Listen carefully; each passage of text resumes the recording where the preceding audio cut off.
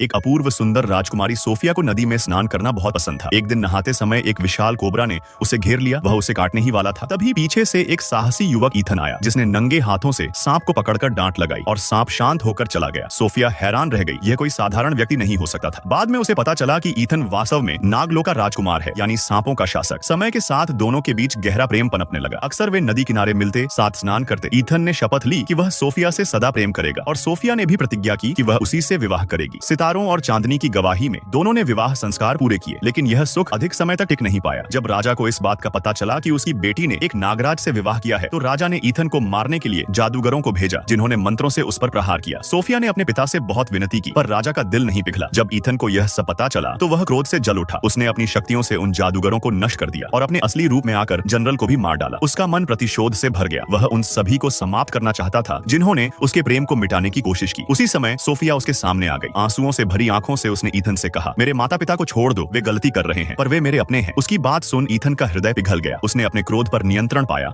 और शांत स्वर में कहा, मेरे साथ मेरे लोक चलो, वहाँ कोई हमें अलग नहीं कर सकेगा। पर सोफिया ने सिर झुका लिया। तुमने मेरे लोगों को मारा है, अब हमारा रिश्ता समाप्त हो चुका है। इस जन्म में नहीं, अगले जन्म में भी नहीं। यह सुनकर ईथन का दिल टूट गया। वह बिना कुछ बोले चला गया, यह कसम खाकर कि वह तब तक प्रतीक्षा करेगा जब तक वह उसे फिर से न पाले। 100 वर्ष बीत गए। सोफिया का पुनर्जन्म हुआ। इस बार वह एक सुंदर नर्तकी थी। एक दिन राज्य में नाग देवता की पूजा का बड़ा समारोह रखा गया, जिसमें सोफिया ने नृत्य प्रस्तुत किया। उसके भाव, उसकी लय, सब में ईथन के प्रति किसी गहरे अनजाने प्रेम की झलक थी। लोगों को यह नहीं पता था कि जिस देवता की वे पूजा कर रहे थे, वह वास्तव में वही नाग राजकुमार ईथन था। जब उसे पता चला कि उसकी प्रिय फिर से जन्म लेकर इसी राज्य में है, तो उसने सब बंधन तोड़ दिए, यहाँ तक कि अपनी नागलोक की पत्नी का विरोध भी झेल लिया और एक बार फिर अपनी खोई हुई प्रेमिका को देखने निकल पड़ा।